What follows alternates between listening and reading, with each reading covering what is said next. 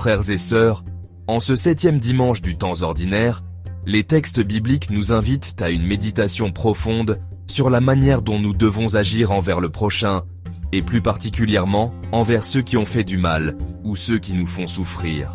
La parole de Dieu en ce dimanche peut nous déconcerter, elle peut même sembler irréaliste. Mais face aux réalités que nous vivons, cette parole de Dieu peut résonner avec force dans nos cœurs, parce qu'elle s'oppose à notre esprit de vengeance et à notre volonté de nous faire justice. L'enseignement de Jésus nous lance donc un défi. Dans un monde où la violence et la haine semblent parfois prendre le dessus, comment vivre l'appel à aimer ses ennemis? La première lecture nous présente une scène pathétique. L'histoire de David et Saül nous plonge dans un contexte de conflit, de jalousie et de rivalité. David, persécuté et pourchassé par Saül, a l'occasion de se venger. Mais il refuse de rendre le mal par le mal. David a choisi de faire confiance à Dieu, plutôt que de se laisser emporter par l'esprit de colère et de vengeance. C'est un choix assez difficile. Mais c'est ce choix qui nous ouvre un chemin de paix, de réconciliation et d'espérance. La situation de David est peut-être aussi la nôtre aujourd'hui. Il est bien tentant de céder à la haine et à la vengeance, de couper les ponts, de tout faire pour ne plus jamais voir ceux qui jadis étaient nos grands amis. Mais David nous donne une leçon de sagesse. Nous sommes aujourd'hui appelés à choisir la paix et à refuser la spirale de la violence et des conflits inutiles.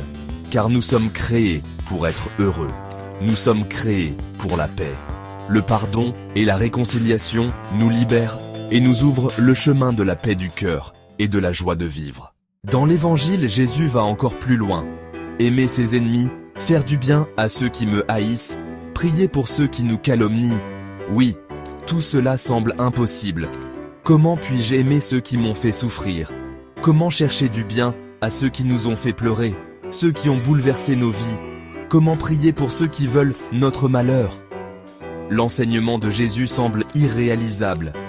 Et pourtant, c'est le cœur même de son message en ce dimanche.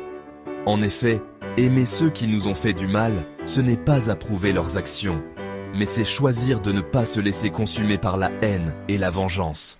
C'est ouvrir notre cœur à un espace de paix, de pardon et de réconciliation. Chers frères et sœurs, en ce dimanche, Jésus nous demande de faire un pas de plus dans notre vie chrétienne.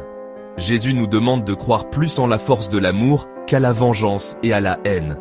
Si c'est difficile pour nous, portons nos regards vers Jésus qui, sur la croix, n'a pas laissé place à la vengeance. Écoutons-le dire, « Père, pardonne-leur, ils ne savent pas ce qu'ils font. » Lessing 23, 34. Pour arriver à cette étape, nous avons besoin d'un changement profond.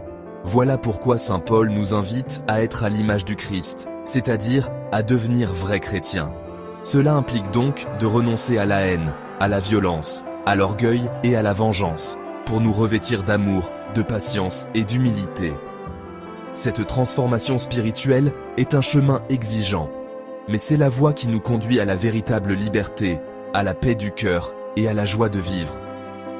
En ce dimanche, demandons à Jésus de nous donner la force d'aimer comme il nous aime et de devenir miséricordieux comme le Père est miséricordieux envers chacun de nous.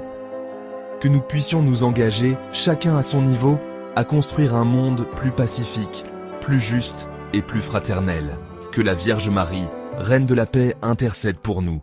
Amen.